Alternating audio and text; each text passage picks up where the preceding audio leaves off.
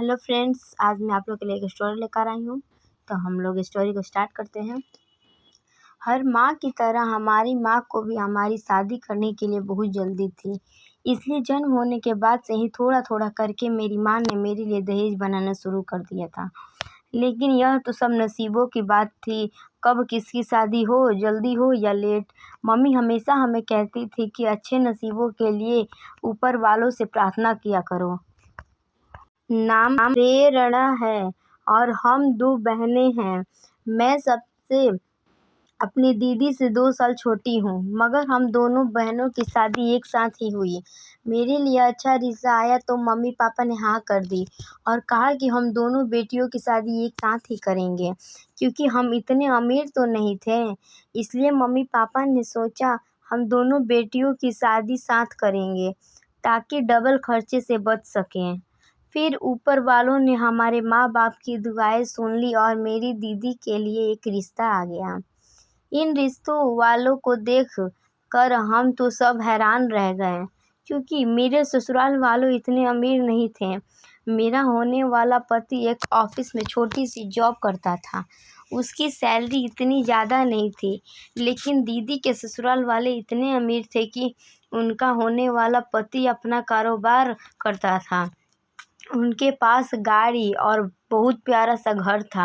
सबने कहा कि दीदी को उसके सब्र का फल मिला था, क्योंकि जब दीदी के लिए रिश्ते नहीं आ रहे थे तब उसने मम्मी पापा से कह दिया कि आप लोग प्रेरणा की शादी कर दें, मेरी वजह से उसकी शादी ना रुके। खैर, यह तो उसका नसीब था, उसे इतना अच्छा घर मिलने वाला था। इस तरह 2 महीने बीत गए। हम दोनों बहनें की शादी हुई और मैं अपने ससुराल चली गई और दीदी अपने ससुराल चली गई। हम दोनों बहनें एक दूसरे से अलग हो गए। मगर 1 हफ्ते बाद ही जब मैं मायके गई तो दीदी भी अपनी बड़ी सी गाड़ी में बैठकर मायके आ गई और मैंने देखा कि वह बहुत खुश थी। खुश तो मैं भी थी बहुत, लेकिन मेरा पति बहुत अच्छा था और ससुराल वाले भी अभी तक तो बहुत मोहब्बत से बात कर रहे थे।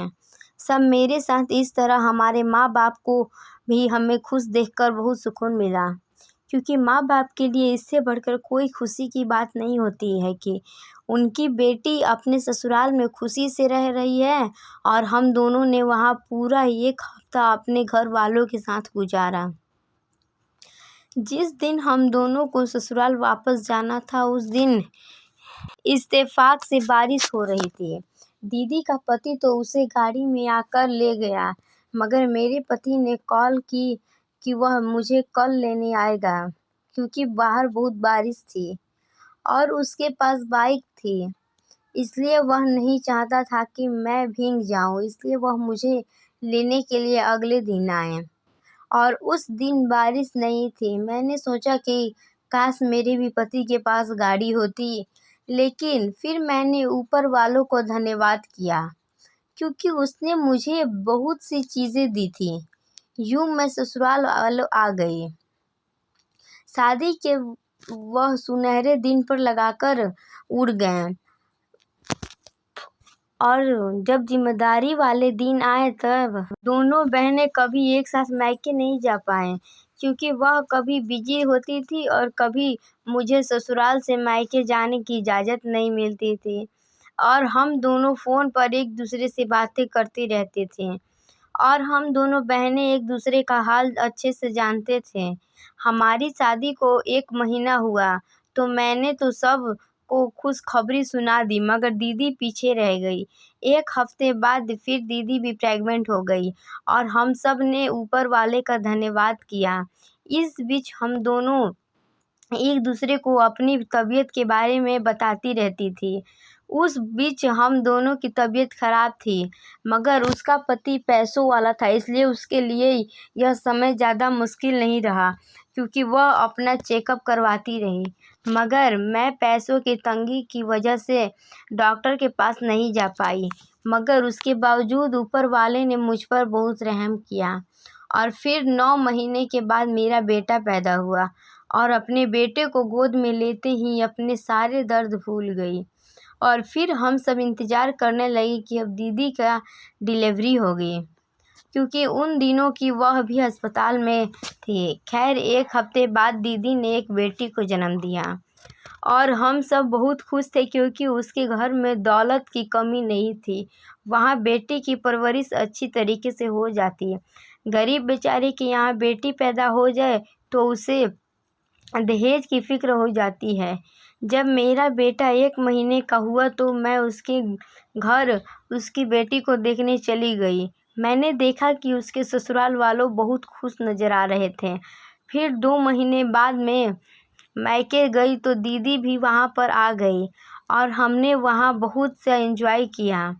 फिर ऐसा ही होता रहा। 2 साल बाद मैं फिर प्रेग्नेंट हुई और मैंने फिर से एक बेटे को जन्म दिया। मेरे ससुराल वालों तो बहुत खुश थे। फिर उन्हीं दिनों मुझे पता चला कि दीदी भी फिर से प्रेग्नेंट है। 3 साल कब गुजर गए पता ही नहीं चला। मैंने ऊपर वालों से प्रार्थना की कि इस बार वह एक बेटे की माँ बन जाए, क्योंकि यह खुशी अलग ही होती है। मगर इस बार भी दीदी ने एक बेटी को जन्म दिया। खैर, उसकी किस्मत में यही था। मैं उससे मिलने गई तो वह बहुत कुछ बुझी सी थी। मैंने उससे पूछा, क्या तुम्हारे ससुराल वालों ने तुम्हारी दूसरी बेटी की पैदाइश पर कुछ कहा है? यह सुनकर वो कहने लगी, नहीं बहन, उन्होंने तो ऐसा कुछ नहीं कहा। मैं तो खुद पर यह सोचकर उदास हो रही हूँ कि कहीं वह कुछ कह न दे, मगर अभी तक उन्होंने ऐसा कुछ नहीं कहा।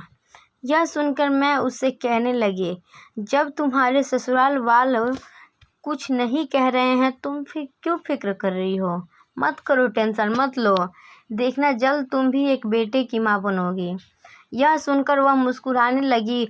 फिर इसी तरह वक्त गुजरता गया और हमारी शादी को 5 साल हो गए। उन 5 साल में उसने 2 बेटियों को जन्म दिया था, जबकि मेरे 2 बेटे हो गए। दूसरी बेटी के बाद वो बिल्कुल मायूस हो गई थी। दीदी की दूसरी बेटी 2 साल की हो चुकी थी, जबकि मेरा बेटा 2 साल से ऊपर हो गया। एक दिन मम्मी के घर गई तो दीदी भी वहाँ आई। यूं ही बातों बातों में उसने मुझे बताया कि दूसरी बेटी के पैदा होने के बाद उसके पति और ससुराल वालों का रवैया कुछ बदल सा गया है। मैंने देखा कि दीदी भी बुझी सी थी। मैं उसकी हालात समझ सकती थी, क्योंकि ससुराल वाले कितने ही अमीर और पढ़े लिखे क्यों न हों, बेटों की चाह जरूर रखते हैं। इसलिए मैंने उसे तसल्ली देने की कोशिश की तो वह मेरे कुछ कहने से पहले ही मुझसे कहने लगी कि देखो प्रेरणा, मैं कब से तुम्हें एक बात कहना चाहती हूँ। तुम मेरी बहन हो ना, इसलिए मेरा दर्द समझ सकती हो। अपनी बहन की बात सुनकर मैं उलझन में पड़ गई और मैंने उससे कहा, तुम मेरी बहन हो, तुम्हारी खुशी के लिए तो मैं कुछ भी कर सकती हूँ। यह सुनकर वह कहने लगी कि दरअसल मैं तुमसे कुछ मांगना चाहती हूँ। प्लीज़ इनकार मत करना। मेरी बहन ज़िंदगी में पहली बार मुझसे कुछ मांग रही थी। इससे पहले उसने मुझे कभी नहीं मांगा था, इसलिए मैं उसे कभी इनकार नहीं करती। और मैंने झट से कह दिया कि तुम मेरी बहन हो, मुझसे जो मांगने वाली हो वह मुझसे मांगो, मैं तुम्हें देने के लिए तैयार हूँ। यह सुनकर दीदी कहने लगी कि अगर हम दोनों अब की बार फिर से प्रेग्नेंट हो गए और अगर तुम्हारा बेटा पैदा हुआ तो वह तुम मुझे दे देना, और अगर मेरी तीसरी बेटी पैदा हुई तो मेरी बेटी तुम ले लेना। यह सुनकर मैं हैरान सी रह गई, क्योंकि यह इतना आसान काम नहीं था। बेटी हो या बेटा, उसे किसी दूसरे के हवाले करना आसान नहीं होता। मगर मैं जानती थी कि मेरी बहन बहुत मायूस हो चुकी थी और यह सब वह जज्बात में कह रही थी, इसलिए मैंने उससे वादा कर लिया। मगर मैं जानती थी कि यह इतना आसान नहीं है।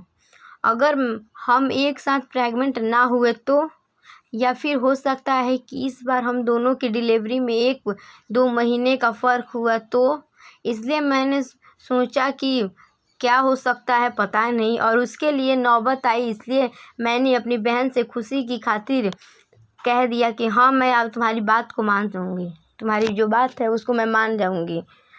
इसके बदले मैं हर महीने तुम्हें पैसे भेजती रहूँगी। बड़ी बहन बोली। पैसों का सुनकर मैं कुछ लालच में आ गई, क्योंकि मुझे पैसों की ज़रूरत थी। वैसे भी मेरा बेटा अच्छे स्कूल में पढ़ने जा रहा था और यह बात मेरे लिए बहुत खुशी की थी।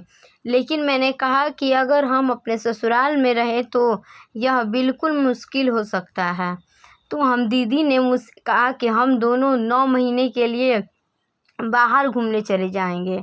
तुम्हारा और तुम्हारी फैमिली का सारा खर्चा मैं उठाऊंगी। मैंने दीदी से कहा, ठीक है दीदी, मैं आदित्य से बात करूंगी, फिर तुम्हें फ़ोन करके बता दूंगी। अपने ससुराल गई तो मैंने रात को आदित्य से कहा कि हमारी शादी को 5 साल हो गए हैं, हम आज तक कहीं घूमने नहीं गए हैं। प्लीज़ दीदी भी अपनी फैमिली के साथ घूमने जा रही है, हम भी उनके साथ जाएंगे, आप भी चलो ना प्लीज़। आदित्य ने थोड़ी देर सोचने के बाद कहा, मेरे पास इतने पैसे नहीं हैं कि मैं तुमको बाहर घुमाने ले जा सकूं। फिर मैंने आदित्य से कहा कि आप इस बात की टेंशन मत लो, मैं तुम्हें पैसे दूंगी। आदित्य ने प्रेरणा से या हैरानी से पूछा, तुम्हारे पास पैसे कहाँ से आए? वो मेरे पास कुछ पैसे जमा हैं, वह मैंने तुमसे छुपा रखे थे। आदित्य बोला, तो ठीक है, जब तुम इतनी जिद कर रही हो तो चलते हैं। वैसे कब जाने का प्लान है? जब दीदी जाएगी तब मैं तुम्हें बता दूंगी। अगले दिन मैंने दीदी को बता दिया कि आदित्य जाने के लिए तैयार हो गए हैं। दीदी यह सुनकर बहुत खुश हुई। वक्त गुजरता गया और हम अपने प्लान पर काम करने लगे। मुझे लगा था कि यह मुमकिन नहीं होगा, मगर मैं उस वक्त हैरान रह गई जब हम दोनों बहनें एक साथ प्रेग्नेंट हो गए। तब मैंने यह खुशखबरी दीदी को सुनाई, वह दीदी कहने लगी कि तुम अपना वादा याद रखना। मैंने भी फ़ौरन हाँ कर दी कि हाँ दीदी, मेरे को अपना वादा याद है, तुम ऐसे क्यों कह रही हो, मैं भूलूंगी थोड़ी ना। मगर ऊपर वाले से प्रार्थना करने के लिए सब ठीक हो जाए। और दीदी ने मुझसे कहा कि हमारे इस प्लान का किसी को भी पता नहीं चलना चाहिए। दीदी ने मुझे कुछ पैसे दिए, मैंने वह पैसे आदित्य को दिए और कहा कि कल के हमारे टिकट हैं, हम कल जाएंगे, तैयारी शुरू कर दो। इस तरह हम अपनी अपनी ससुराल से निकल गए घूमने के लिए। ससुराल वालों की तरफ से तो मैं बेफिक्र थी, क्योंकि 2 बेटों के बाद अगर बेटी हुई तो उन्हें कोई फ़र्क नहीं पड़ेगा। मगर मुझे डर था कि कहीं यह बात मेरे पति को न पता चला जाए, क्योंकि अगर उसे पता चला कि मैं इसके बदले अपनी बहन से पैसे लेती हूँ तो वह बहुत गुस्सा होंगे।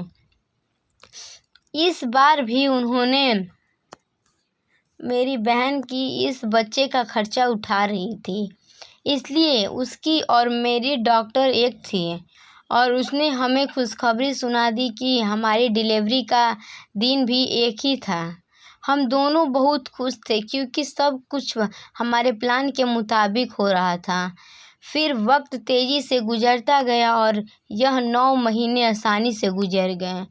इस बार मेरी खुराक अच्छी से थी, इसलिए मेरी सेहत भी अच्छी रही और यह सब कुछ मेरी बहन की बदौलत हो रहा था। हमारी डिलीवरी का वक्त आया तो हम दोनों एक ही क्लिनिक पर पहुंच गए। दरअसल यह क्लिनिक मेरी बहन की दोस्त का था और उसे हमने पहले ही सब बता दिया था। वह हमारे राज्य में शामिल थी, इसलिए हमने बेफिक्र से बच्चों को एक ही दिन जन्म दिया। मैं होश में आई तो नर्स ने मुझे मेरा बच्चा पकड़ा दिया और जैसे ही मैंने अपने बच्चे के जिस्म से कपड़ा हटाया तो रूह कांप गई, क्योंकि यह तो एक बेटी थी और यह देखकर मैं परेशान हो गई। मैंने नर्स से पूछा, मेरी बहन कैसी है? यह सुनकर वह कहने लगी कि ऊपर वालों से प्रार्थना करो, उनका केस अभी चल रहा है। यह सुनकर मैं परेशान हो गई, क्योंकि हमारा सारा प्लान चौपट हो गया था। मैं सोच रही थी कि अब मैं दीदी और अपनी बहन को क्या बताऊंगी, कैसे मुंह दिखाऊंगी अपनी दीदी को मैं, क्योंकि उसने इतना खर्चा कर लिया और मेरी भी बेटी पैदा हुई। फिर थोड़ी देर बाद नर्स आई और उसने मुझे बताया, बधाई हो, आपकी बहन पर बेटा हुआ है। यह सुनकर मेरा दिल किया कि मैं खुशी से नाचना शुरू कर दूं। आखिरकार ऊपर वालों ने हमारी प्रार्थना सुन ही ली और दीदी का अपना बेटा पैदा हो गया।